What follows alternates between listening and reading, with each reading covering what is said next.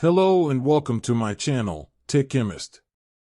Today, we're going to talk about the mysteries surrounding the death of Napoleon Bonaparte, as there are some indications of possible arsenic poisoning.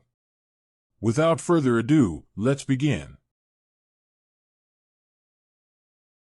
Napoleon Bonaparte was born on August 15, 1769, in Corsica just 1 year after France purchased the island of Corsica from the Republic of Genoa. Napoleon Bonaparte was a French military and political leader who emerged during the French Revolution. After a series of victories in military campaigns across Europe, he staged a coup in 1799 and became the first consul of France.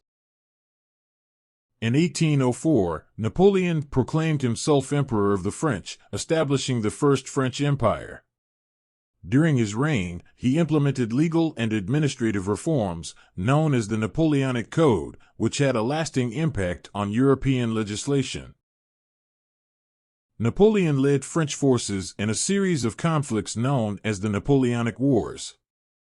These wars involved nearly all major European powers and led to significant changes in European borders and politics. Under his leadership, France expanded considerably and controlled much of continental Europe, from Spain to Russia. The invasion of Russia in 1812 and the defeat at the Battle of Leipzig in 1813 weakened Napoleon's power. He was exiled to the island of Elba in 1814 but escaped and returned to France in 1815 in a brief period known as the 100 Days. However, he was overthrown at the Battle of Waterloo and exiled to the island of St. Helena, where he died in 1821.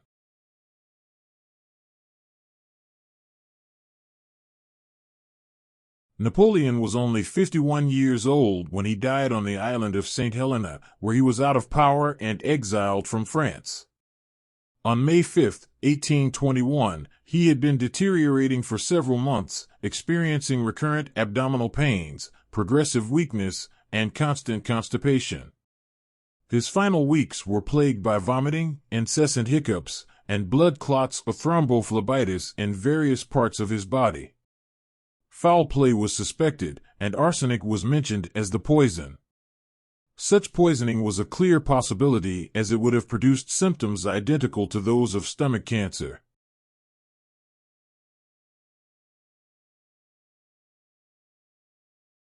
The doctors who performed Napoleon's autopsy on May 6, 1821, concluded that his death was due to stomach cancer, aggravated by bleeding gastric ulcers, following the administration of a massive dose of calomelanos, a compound containing mercury used as medication the day before his death. Since then, pathologists have wondered if this was indeed the case. Many physicians have offered various diagnoses that have filled books and journals over the past century.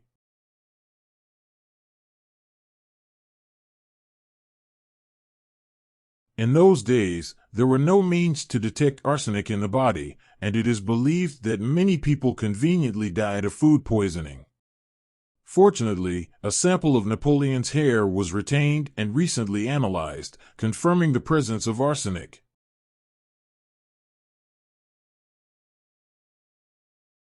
Arsenic is an element and a mineral that is found in the atmosphere, soil, rocks, bodies of water, minerals, and organisms in inorganic, organic, and methylated forms. It is considered one of the essential toxins because it is required in small amounts for growth and metabolism but is toxic at high concentrations.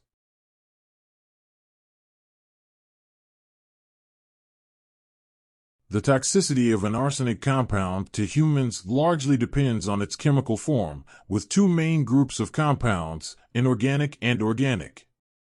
Inorganic arsenic compounds are the most toxic and are primarily found in water, where they are mainly in the form of arsenic pentoxide or arsenic trioxide. The toxicity of these compounds depends on factors such as oxidation state, physical state, solution or particle size, absorption rate into cells, elimination rate, and solubility in the biological environment.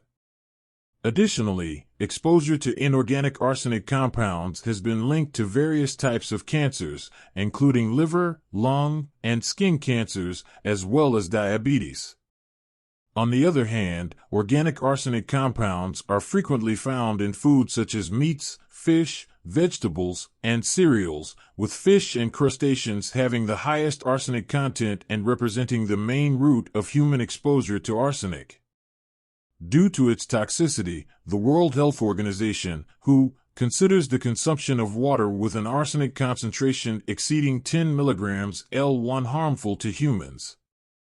Arsenic also ranks first on the U.S. Environmental Protection Agency's (EPA) list of water contaminants, leading to the reduction of the allowable arsenic concentration in drinking water from 50 mg L1 to 10 mg L1 in the United States in 2006. Arsenic poisonings actually refer to highly toxic arsenic trioxide rather than the far less poisonous element itself. In the past, arsenic was commonly used in wallpaper, pigments, cosmetics, and even medicines. For instance, in the 18th and 19th centuries, Fowler's solution, a tonic containing 1% arsenic trioxide, was a favorite among men, as it was believed to be an aphrodisiac.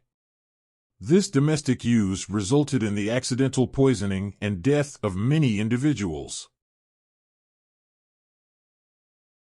Arsenic forms strong bonds with sulfur-containing amino acids and, therefore, can become incorporated into proteins or interfere with enzyme function.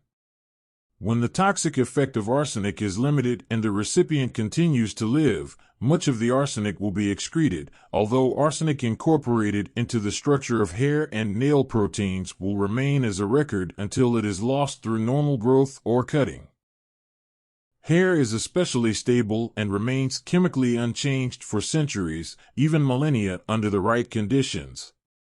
It is this permanence that is so beneficial for forensic analysis many years after death, as in our example of Napoleon.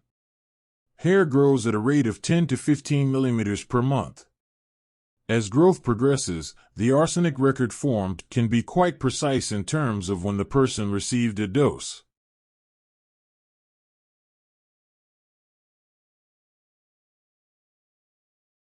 The truth of Napoleon's death may never be known.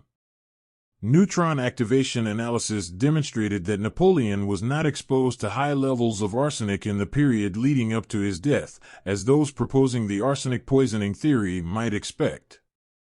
Samples from many years before his death contained alarmingly high concentrations of arsenic interspersed with low concentrations. Could it be that Napoleon had taken medications like Fowler's solution?